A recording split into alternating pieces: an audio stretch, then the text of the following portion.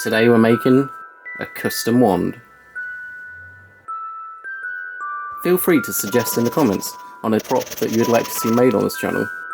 It can be another Harry Potter wand, or it could be something completely different.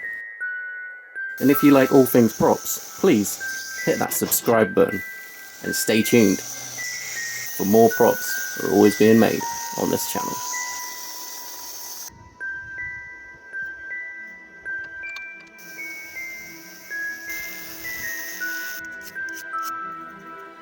I just love how this came out. I think it came out awesome. I love the wolf head on it.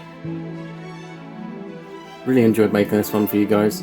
I love the two-tone look of this, of the dark and light. Please hit that subscribe button. It helps me out so much on this channel and helps me make these videos possible for you guys.